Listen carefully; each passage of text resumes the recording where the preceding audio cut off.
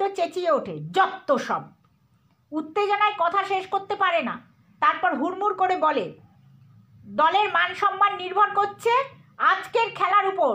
পলাশডাঙ্গার মান সম্মানও মামাকে কেউ লক্ষ্য রাখতে পারল না। ওরাই হয়তো কিডন্যাপ করে নিয়ে গেছে।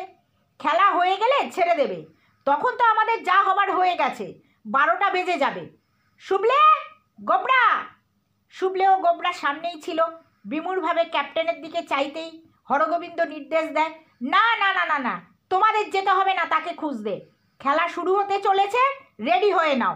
জার্সিগুলো বের করে দে তো ন্যাপলা। খেলা শুরু হয়ে গেল।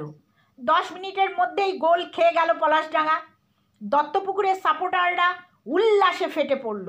সারাক্ষণ টান টান উত্তেজনা। দত্তপুকুরের মনোবল অনেক বেড়ে গেছে। তারা আক্রমণাত্মক খেলেই চলেছে, আরও গোল দেবে, পর্যুদস্ত করে ছাড়বে পলাশডাঙ্গাকে। কিন্তু তা হলো না। একেবারে শেষের দিকে 1 গোল করল হরগোবিন্দ। গোল শোধ করার কিছু পরেই আবার 1 গোল দিল সে। আর তারপরেই বেজে উঠল খেলা শেষের হুইসিল। অর্থাৎ পলাশডাঙ্গার আশাবাহিনী ক্লাব জিতে গেছে। উল্লসিত পলাশডাঙ্গার সমর্থকরা মাঠের মধ্যে ছুটে আসছে। হঠাৎ তারা অবাক হয়ে দেখল বিপক্ষ দলের সমর্থকদের ভেতর থেকে বেরিয়ে আসছে তাদের মামা। মামা ছুটে এসে কিন্তু হরগোবিন্দকে জড়িয়ে ধরল। সাবাস, এই তো চাই। পলাশডাঙ্গা জিতল তো, আমি জানি জিতবেই জিতবেই।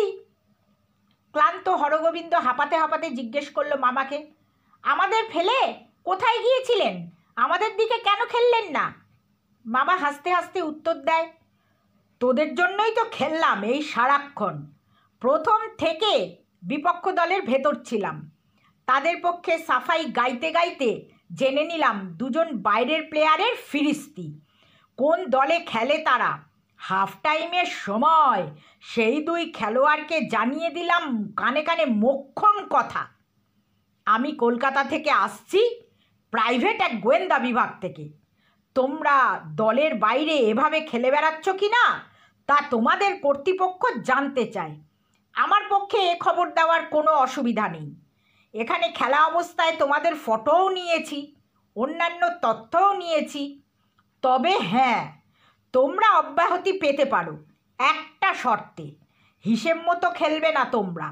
ফলে দত্তপুকুর স্পোর্টিং ক্লাব জিতবেও না। কেমন?